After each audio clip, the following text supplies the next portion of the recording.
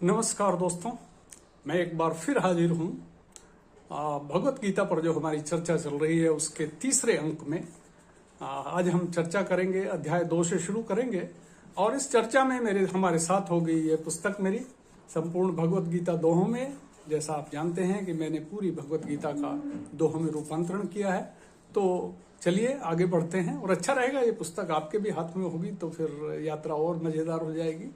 तो शुरू करते हैं। हमारे जो सूत्रधार हैं इस कथानक में संजय, वो पहले दोहे में कहते हैं, अर्जुन के बारे में वर्णन करते हैं। अर्जुन जैसा हमें पता है कि वो विषाद में चला गया है और वो कहता है कि मैं युद्ध नहीं करूंगा, उसने हथियार रख दिए हैं। तो उसके बारे में संजय कहते हैं कि आत्मदया से मन भरा भरे नयन में नीर, ऐसे पीड़ित पार्थ से कहें कृष्ण सुनवीर। कृष्ण क्या कहते हैं? कृष्ण एक्चुअली यहाँ से अर्जुन की एक तरह से जांच पड़ताल शुरू कर देते हैं और उसको डिफरेंट तरह का ट्रीटमेंट वो देकर ये जानना चाहते हैं कि इसका दुख आ कहाँ से रहा है और इस समस्या का निदान कहाँ पर है।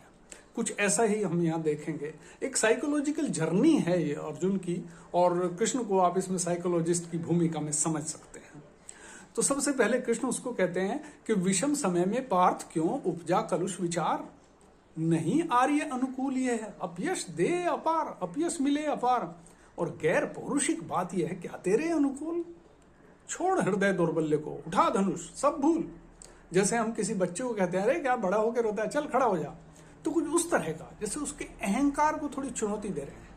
लेकिन वो बात अर्जुन को टच नहीं करती है, वो अपनी बात ही कहता रहता है। वो कहता है भीष्म और गुरु द्रोण है पूजनीय श्रीमान, इन पर केशव किस तरह साधु तीर कमान। अति विशिष्ट ये लोग हम चले इन्हीं से सीख, इनके वध से तो भला जीव मांग कर भी। और इतना भी निश्चित नहीं क्या हित क्या विपरीत, हित कर अपना जीतना या फिर उनकी जीत। कभी कभी ऐसा भी होता है, हम जीत कर भी कई बार ऐसा लगता है हार गए हैं। तो अर्जुन किसी इसी तरह के एक उसमें पड़ा हुआ है द्वंद्व में।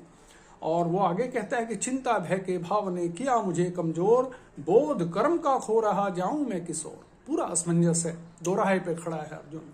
और वो लेकिन अर्जुन की सबसे बड़ी बात यह है कि उस समय वहां पर उसके पास कृष्ण है जिसमें उसकी श्रद्धा है।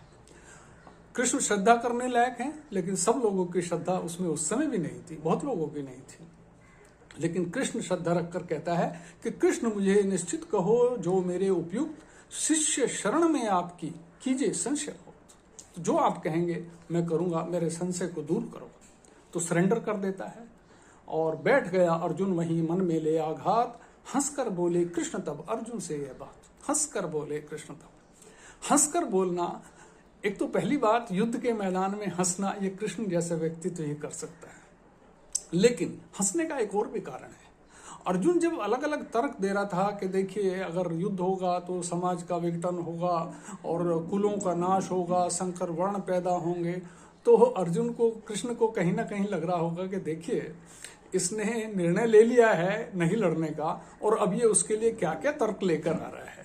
तो कहीं ना कहीं वही बात जो है वो कृष्ण उसको कहते हैं कि शोक मनाते मृत्यु का दे ज्ञानी से तर्क। ज्ञानी जैसे तर्क दे रहे हो और मृत्यु का शोक कर रहे हो। तो शोक मनाते मृत्यु का दे ज्ञानी से तर्क, जीवन हो या मृत्यु हो ज्ञानी करे ना फर्क। वो तो ज्ञान की परिभाषा देते हैं कि अगर ज्ञानी है तो जीवन और मौत का भी फर्क नहीं होना चाहिए, और तुम ये तर्क दे रहे हो। तो एक तरह से एक झटका मारते हैं अर्जुन को, और वो झटका उसको लगा होगा। उसकी आंखों में कृष्ण ने देखा होगा कि हो इसको कैसा लगा। तो गुरु हैं, अगले ही पल जो है उन्होंने जो वो है ना कि गुरु कुम्हार शिष कुंभ है, गढ़ गढ़ काड़े खोट, और भीतर हाथ सहार दे बाहर मारे चोट। तो वो तुरंत उसको सहारा देते हैं और वो कहते हैं अर्जुन देखिए ऐसा है कि ऐसा कोई समय नहीं होगा जब मैं और तुम ना हो और ना कभी हुए हो, और ना ही राजा लोग। ये तो सब हमेशा हैं और हमेशा रहेंगे। खाली बाहर की फॉर्म चेंज होती रहती है, शरीर है, बचपन है, बुढ़ापा है, जवानी है, ये सब आता जाता रहेगा। तो वो उसको कहते हैं देखो ज्ञान क्या है।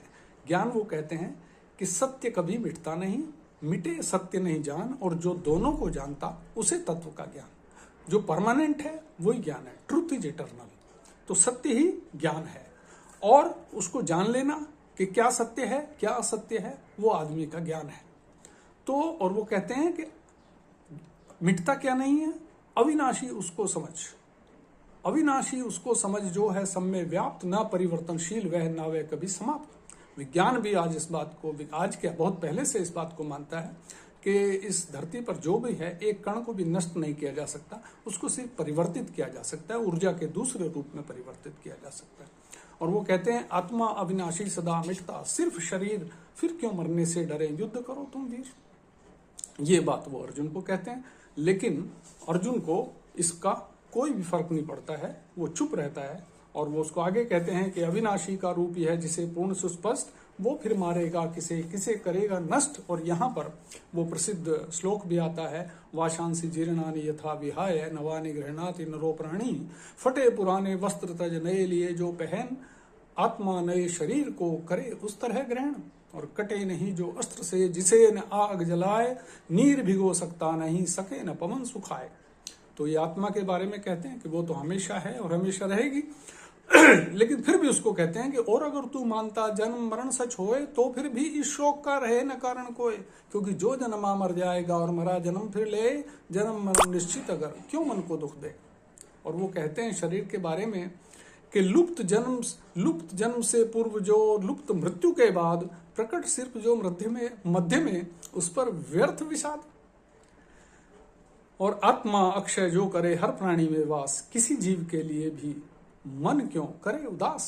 तो यहाँ पर वो परम ज्ञान की बात अर्जुन को कहते हैं। ज्ञान क्या है, आत्मा क्या है, जो अमर है, अमिट है, हमेशा रहेगी, हमेशा है। लेकिन अर्जुन यहाँ भी चुप है, खामोश है, वो अविनाशी आत्मा है। ये शायद विषय उसके लिए थोड़ा फौरन रहा होगा, ऐसा लगा होगा कि ये तो यार परिचित विषय होगा, तो उसको परिचित से एक और लेवल पर ले जाते हैं। देखिए, अहंकार से शुरू किया, ज्ञान के उच्चतम शिखर तक लेके गए, लेकिन दोनों जगह कोई रेस्पॉन्स नहीं था, तो फिर एक कदम नीचे उतरे और फिर उसको कर्तव्य की बात याद दिलाते हैं। और वो कहते हैं धर्म युद्ध तो पार्थ है, क्षत्रिय का कर्तव्य, आज तुम्हारे सामने अवसर आया भाई बे। ये वो है जो परिचित क्षेत्र है उसका। और यह योद्धाओं के लिए एक सुखद संयोग, स्वर्ग द्वार की भांति तू कर इसका उपयोग। और भागी होगा पाप का छोड़ा यदि मैदान, जो कर्तव्य विमुख ने मिले नहीं सम्मान, और अपयश फैलेगा बड़ा आज गया यदि भाग, बुरा मृत्यु से भी अधिक बदनामी का दाग। तो ये कृष्ण क्या कह रहे हैं, ये वो कह रहे हैं कि देखो लोग क्या कहेंगे। वो उसको निंदा, यश, अपयश, सम्मान, अपमान, इस सब के बारे में कहते हैं, क्योंकि ये जो है वो परिचित क्षेत्र है, जो समाज में जो चीजें व्याप्त हैं उनकी बात करते हैं। लेकिन अर्जुन वहां भी चुप है, शायद इसलिए क्योंकि इन चीजों की चिंता वो लोग करते हैं जिन्हें खुद पर विश्वास नहीं होता। अर्जुन तो एक योद्धा है, उसको मालूम है, अपनी वर्थ मालूम है उसको, तो लोग क्या कहते हैं उसके बारे में उससे उसको फर्क नहीं पड़ता। उसको लोग कायर कहें, वो क्या कहेंगे, क्योंकि अर्जुन को तो पता है ना वो क्या है। तो शायद इसलिए कोई फर्क नहीं पड़ता। तो कृष्ण उसको कहते हैं कि मृत्यु मिले तो स्वर्ग है और विजय मिले तो राज्य, निश्चित होकर युद्ध कर, चिंता तेरी त्याज्य। लेकिन यहां भी अर्जुन खामोश है, चुप है।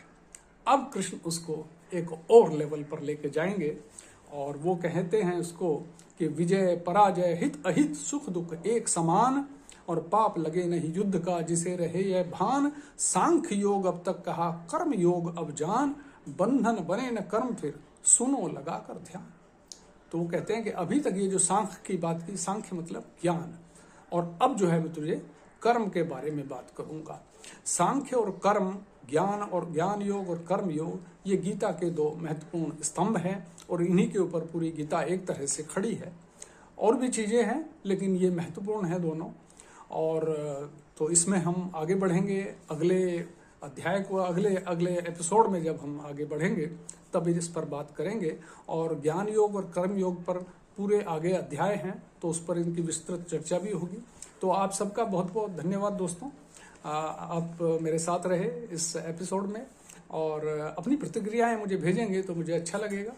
और अगर कुछ ऐसे प्रश्न हो जिनको हम डिस्कस कर सकते हैं तो वो भी बहुत अच्छा लगेगा। अगर आप पुस्तक खरीदना चाहते हैं तो उसका लिंक जो है वो नीचे डिस्क्रिप्शन में इस वीडियो के दिया गया है। और इस वीडियो को आप लाइक करिए, सब्सक्राइब करिए, आगे बढ़ाइए। आपका बहुत बहुत धन्यवाद। नमस्कार, जय हिंद।